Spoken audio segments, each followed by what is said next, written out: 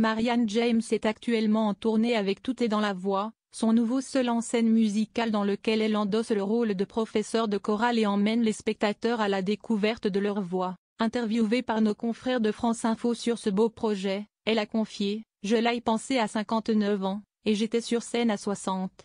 C'était vraiment, sincèrement, pour de vrai la transmission. Je sais 3 trucs pour se réparer la voix, pour se l'entretenir, pour communiquer avec. Il était grand temps que je le cède au public. » Elle se produira à La Cigale, à Paris, le 8 et 9 mars prochain et s'est livrée dans le podcast unique proposé par Franck Nicolas sur YouTube. Alors que de nombreuses célébrités considèrent le sujet de l'argent comme un tabou dans notre société, Marianne James n'a pas eu froid aux yeux et a évoqué volontiers ce thème. Retour en 1999, Marianne James voit sa carrière prendre un sacré tournant puisqu'elle remporte le Molière du meilleur spectacle musical pour l'Ultima Recital. Cette reconnaissance lui a non seulement permis de remplir des salles toujours plus grandes, mais aussi d'améliorer considérablement sa situation financière.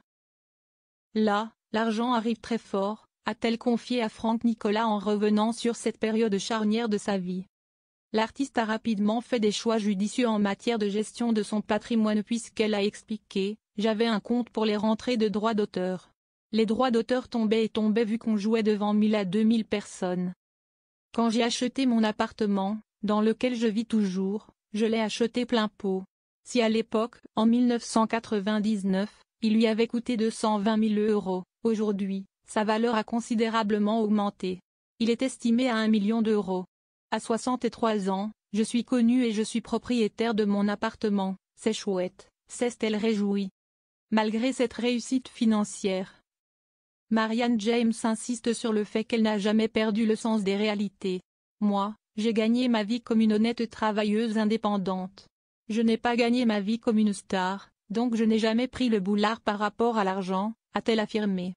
Elle estime que la vraie démesure intervient à un tout autre niveau. Tu commences à prendre le boulard quand ton spectacle te rapporte 10 ou 20 millions d'euros. Moi, un bon spectacle qui tourne ramène entre 200 et 250 000 €, mais il y a 1 an d'écriture, 1 an de rodage, 3 ans d'exploitation. Un succès construit donc sur le long terme.